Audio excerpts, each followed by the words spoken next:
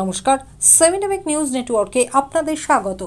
ফের খবরের শিরোনামে আগরপাড়া, আবারও এক মর্মান্তিক মৃত্যুর ঘটনা। এবার সিকিমের ট্রেকিংয়ে গিয়ে মৃত্যু হলো আগরপাড়ার 4 নম্বর মহাজাতি নগরের বাসিন্দা এক পর্বতারোহী যুবকের। মৃতের নাম সুমন দেবনাথ, বয়স 38 বছর।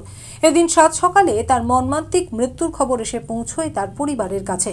মৃতের পরিবার সূত্রে জানা গেছে, গত 14ই নভেম্বর শুক্রবার 5 বন্ধু মিলে সিকিমে গোঁচালায় ট্রেকিং করতে যান সুমন দেবনাথ।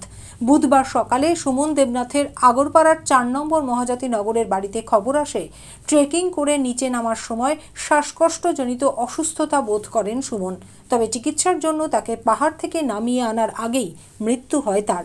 সুমন দেবনাথের পরিবারে রয়েছেন বৃদ্ধ বাবা মা, তার স্ত্রী এবং বছর 3 কন্যা সন্তান।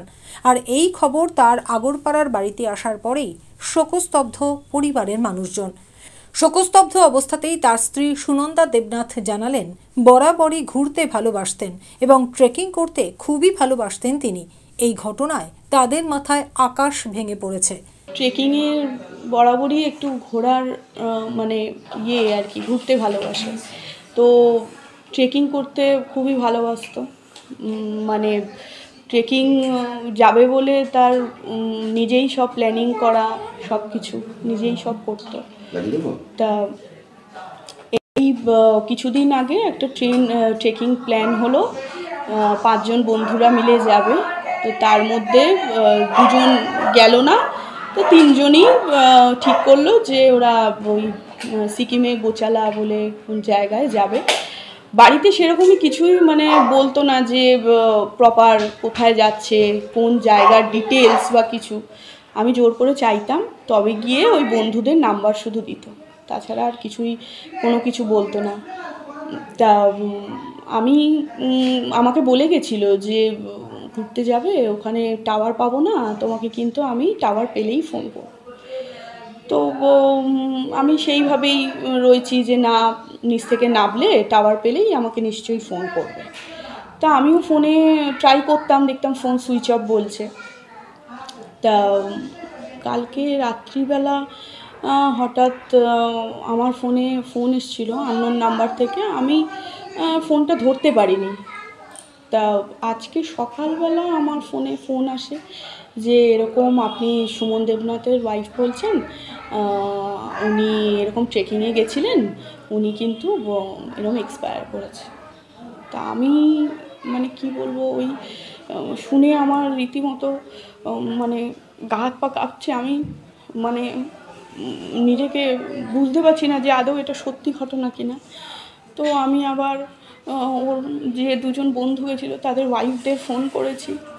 তারা বললো যে তাদের হাজব্যান্ড নাকি, যারা 2 জন গেছে তারা জীবিত আছে।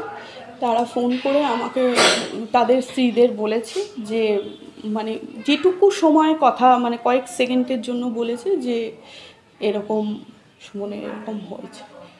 সন্দেহ বলতে গেলে অ্যাকচুয়ালি দেখুন, ওকে সবাই ভালোবাসে, ওর বন্ধু সার্কেল ভীষণ ভালো, ওর পাড়াতেও বলুন, অফিসেও বলুন, ওর কি বলবো, ও আমার মনে হয় না ওর আলাদা করে কোনো শত্রু থাকার কথা।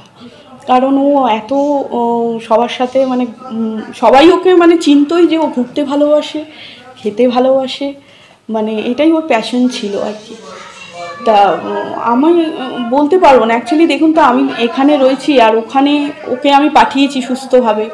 আমি তো স্বপ্নেও ভাবতে পারিনি যে এরকম আমাদের আকাশ ভেঙে পড়বে। সুমন দেবনাথের বন্ধু দেবজিৎ বিশ্বাস জানালেন, শারীরিকভাবে তার বন্ধু ভীষণভাবে ফিট ছিলেন, তাই কোনো রকম অসুবিধা হবারই কথা নয় তার।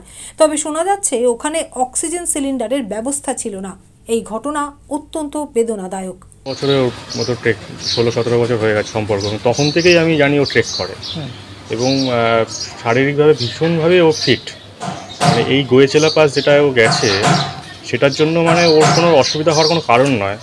কিন্তু যেরকমভাবে শোনা যাচ্ছে, আমরা তো সবই যখন শুনছি, শোনা যাচ্ছে যে ওখানে নাকি অক্সিজেন সিলিন্ডার সেরকম ব্যবস্থা ছিল না। হয়তো ও যখন নামার সময় ওদের যখন শ্বাসকষ্টটা হয়, সেই সময় অক্সিজেন সিলিন্ডারের ব্যবস্থা সেরকম ছিল না, এটা শোনা যাচ্ছে। এখন ওর সাথে আরও 2 জন ওর বন্ধু ছিল এবং তারাও আমাদের কম বেশি পরিচিত।